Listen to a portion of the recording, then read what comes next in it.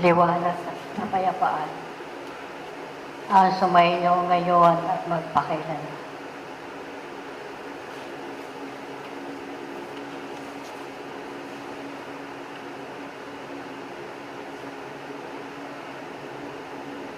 Ang panalangin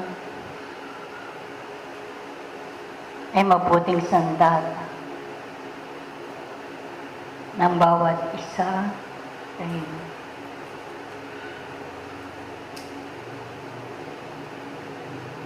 Sa mga labing namumutawi, ang mga kataga ng paghingi ng kapatawaran.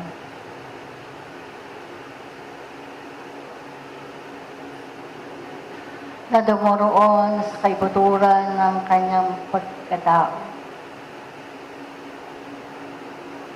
Ang mga paghiling ninyo nang nauukol sa inyong mga katawang laman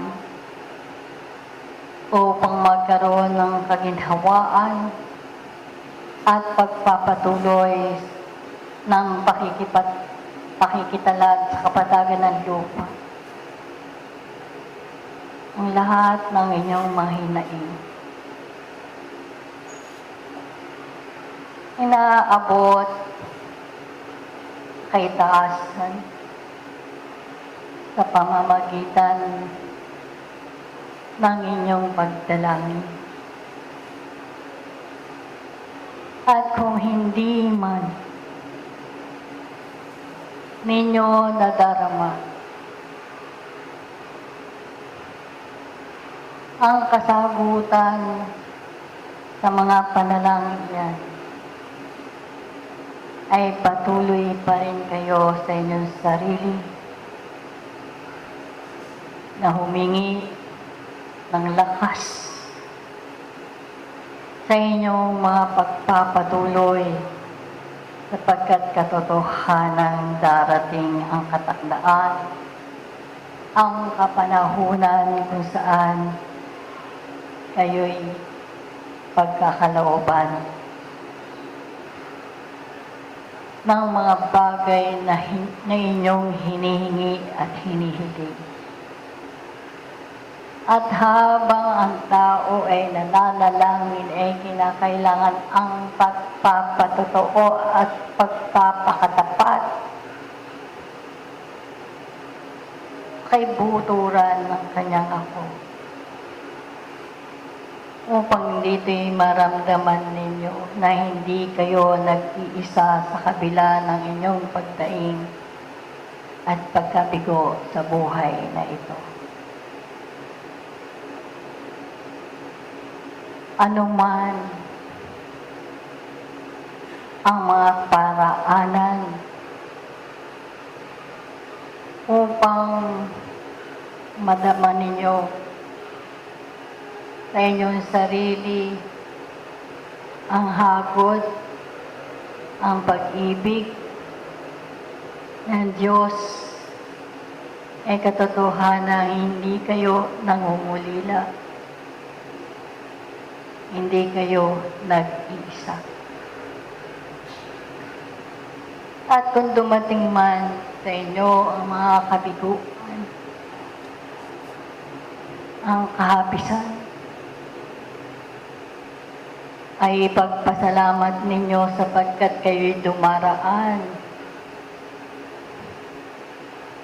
sa paghahasa ng inyong sarili upang makilala ninyo hanggang saan ninyo makakayanan ang mga bagay na ito at kung hanggang saan ninyo isusuko ang inyong sarili sa kaitaasan upang siya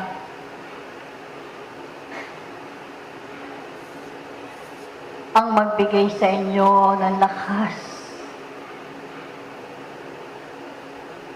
at maramdaman ninyo sa inyong sariling hindi kayo nabibigo kailanman. Sapagkat mayroon ang hahaplos sa inyo. Mayroon ng tutugon sa inyong karaingan. At dahil dito'y nangangailangan lamang kayo ng pakikipag-ugnayan sa kaitaasan. Hindi lamang ang paghiling, kung hindi ang mga pagpapasalamat sa mga bagay na inyong nakamit sa buhay na iyan.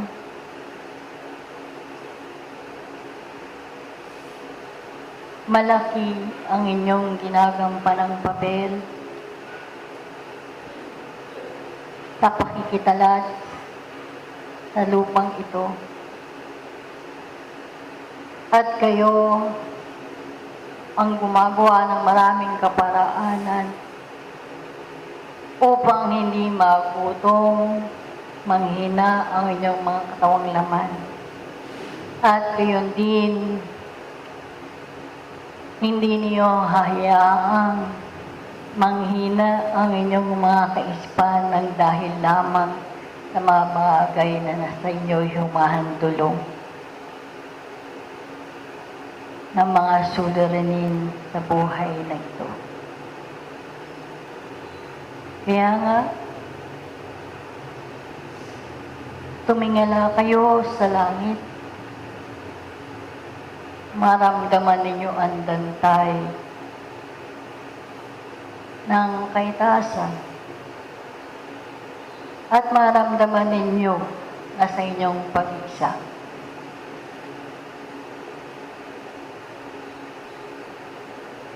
Ay binibigay ng kalakasan sa inyong pakikipamuhay na ito. Huwag kayong mawala ng pag-asa sa inyong mga sarili. Sapagkat kung hindi man ibinibigay sa ngayon ang mga bagay na nais ninyong makamit, ay alam ninyo ang nararapat ninyong gawin. Kung hindi ang magpatuloy sa inyong mga paggawa, sapagkat hindi kailanman bibiguin ng isang kaluluwang nagnanasa ng mabuti at ng kabanalan para sa kanyang sarili. Itinatakda sa tamang panahon. At kung maibigay ito'y ipagpasalamat ninyo.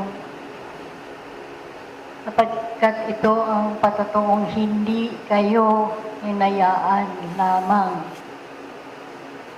sa inyong sariling palad.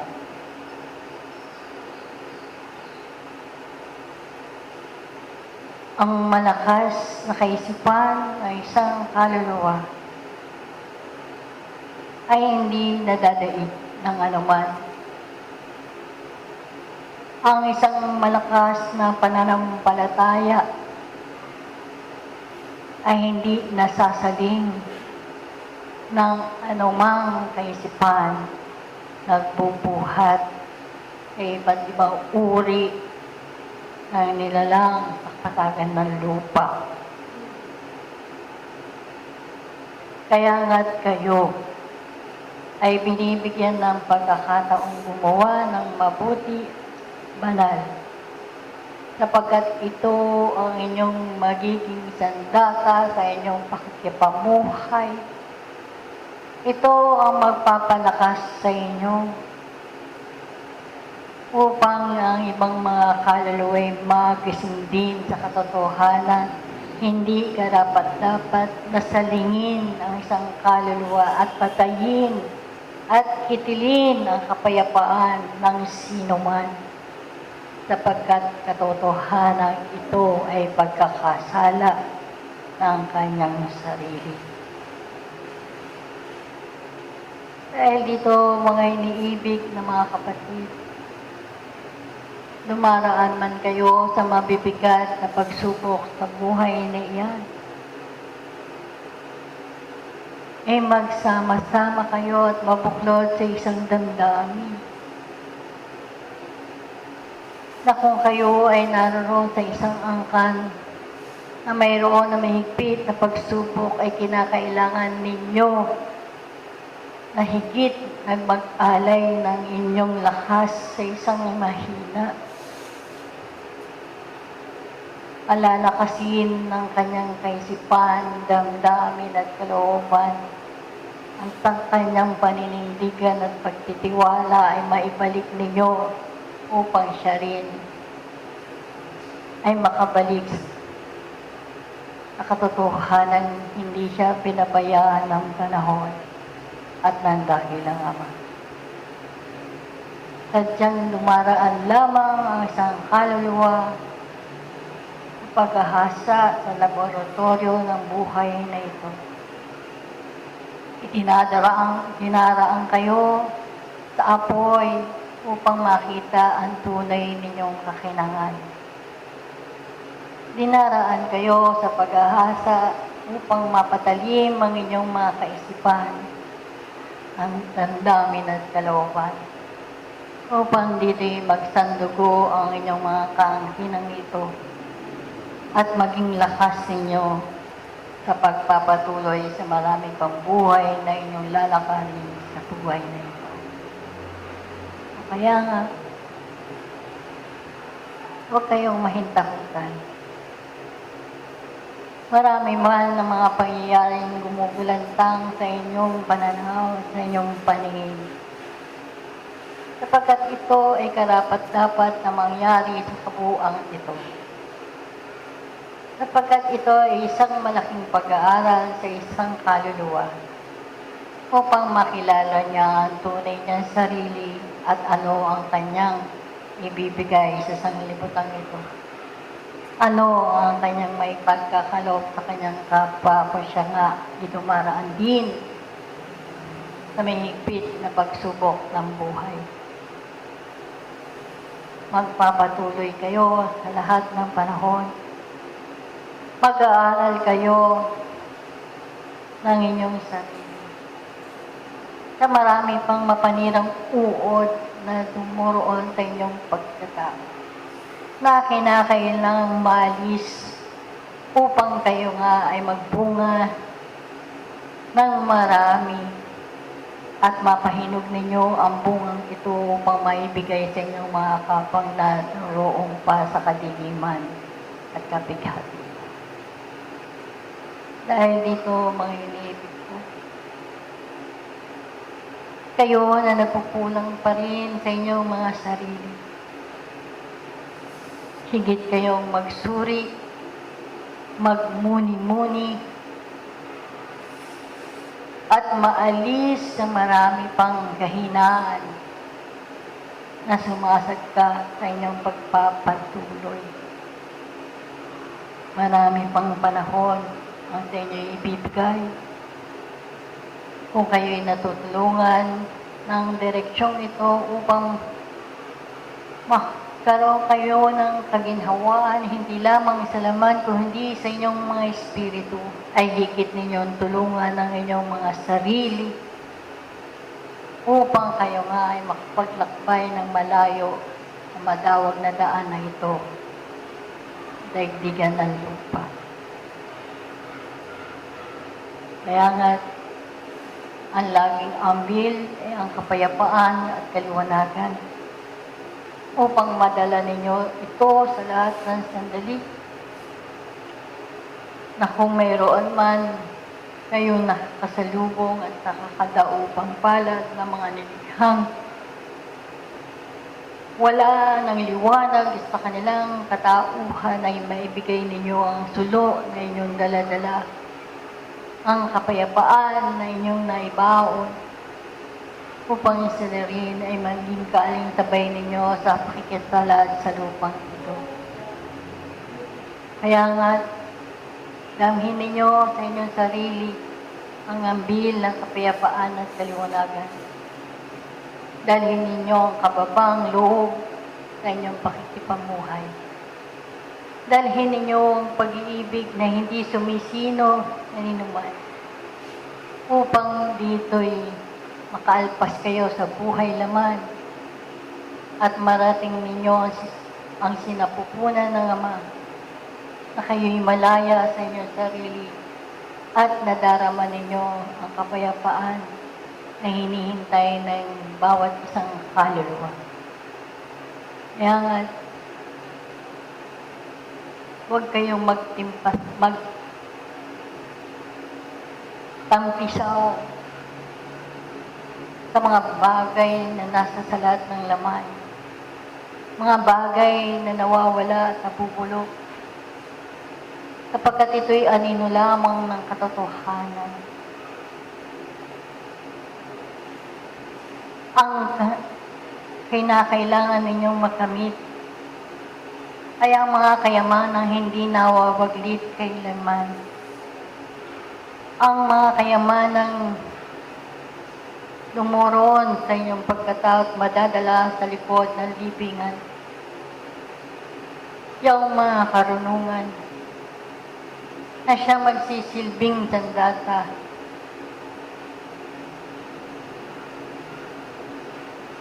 At makapagbibigay sa inyo ng pagkakataon na makapaglingkod sa inyong kapwa.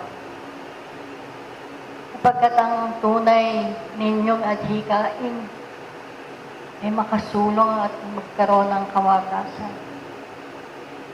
Balit kung ang inyong mga isipan ay dumoroon ng mga litiktiging negatibo at naroon ng maraming pag-aalinlangan sa inyong sarili, ano nga kaya ninyong malalakad ang inyong mga sarili sa tunay na hinahangad ng inyong kaluluwang magkaroon ng kaluwalhatian at kapayapaan at kaliwanagan. Kaya nga't pag-aralan ninyo ang mga bagay na ito upang maraming pagkakataon na ibinibigay sa inyo hindi masayang at magamit ninyo ang mga karunungan na inyong nakalap sa buhay na ito, na nagbibigay sa inyo ng kaligayahan, ang katahimikan ng isip, ng mahimbing na pagtulog upang sa mga darating na panahon ng muling pagbabalik sa patagan ng lupa ay hindi na kayo mga kaluluwang natatakot at nangangamba, sapagkat mayroon na kayo ng baunan sa inyong mga pagkatawa at magsisilbi kayong mga kawal at alagad ng Diyos na nagbibigay na ng kanyang kalakasan sa sanglibutan ito. So, ang maliit kong aralin ay binibiyaya sa lahat at bawat isa. Ako ang mga tubig at binhing nandyan sa inyong harapan ay magsisilbing kasagutan at kalunasan at kaginhawaan sa inyong malamang. Ay kayo rin ay magambil sa inyong sarili na sa maliliit na paraan ang ibinibigay sa inyo ay hindi kayo pinabayaan at nilimot, sapagkat kayo'y mahal ng ating Diyos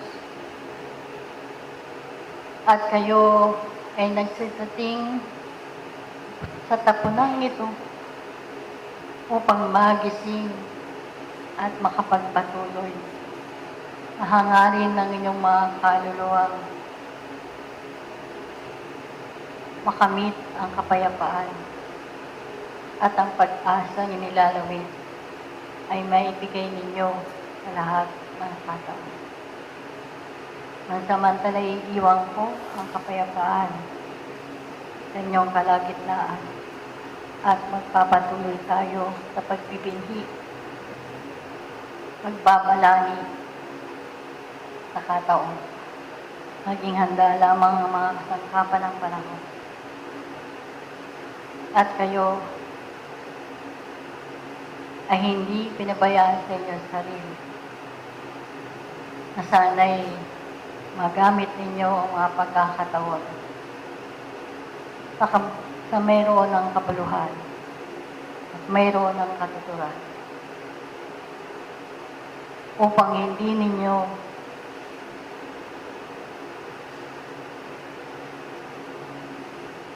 makita na nabibigo ang inyong sarili sapagkat nagpapatuloy kayo sa adhikain ng isang mabuting kasangkapan ng panahon na gumagawa at naglilingkod at umiibig. Magpapatuloy tayo, mga kapatid.